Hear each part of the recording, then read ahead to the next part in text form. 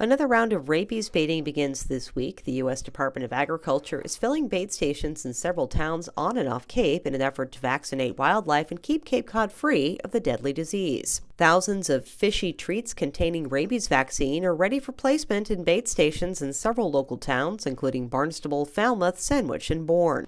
These are what we call the fish meal polymer block baits. The greenish, brownish material on the outside, it's a fish meal polymer, and it's very strong and fishy, and it attracts wildlife to them. When an animal encounters one and is interested in consuming it, they'll bite through the fish meal and puncture the plastic sachet that's on the inside, spraying the vaccine onto their gums and becoming vaccinated in that matter. The program began more than 2 decades ago after rabies was first detected on Cape Cod. The Cape Cod Rabies Program was initiated in 1994 in efforts to keep raccoon rabies off of Cape Cod. Unfortunately, despite our best efforts, in 2004, rabies was discovered south of the canal in Bourne.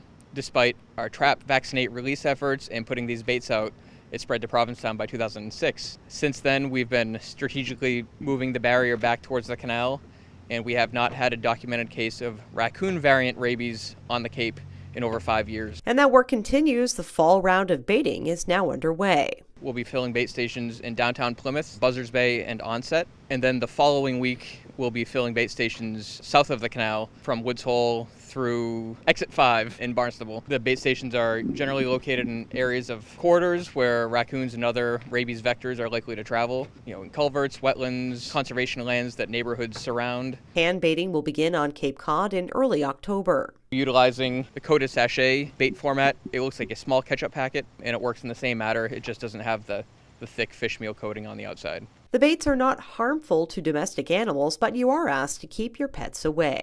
The baits, they're not harmful to your pets, though we have seen if your pet were to consume more than just a couple of the baits, they may get an upset stomach from the richness and the fattiness of the fish meal attractant on the outside. The areas where we conduct the hand baiting are the areas where you're more likely to come across these baits. Please keep your pets on leash for about a month or so. Obey your local leash laws. And if you happen to find one of those baits, it's easy to figure out what to do. Just use precaution, wash your hands with soap and hot water, and either discard of the bait into the woods or in your trash. Every bait has a 1-800 number that is stamped on it that you can call to report that you found a bait, or if you have any concerns about the health and safety of yourself or your pet.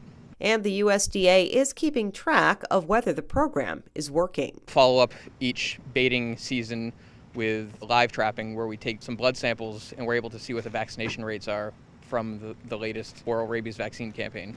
We are involved in an extensive enhanced surveillance network where we pick up and test every deceased animal that we can get our hands on, whether it's roadkills or animals that are found deceased in people's backyards or animals that are acting strange that would not have gone to the state lab for testing because they were not involved in some sort of exposure event. Here on Cape Cod, bait stations will be filled in early October, and hand baiting will take place toward the middle of the month. Again, keep an eye out for marked vehicles and keep your pets away from the baits.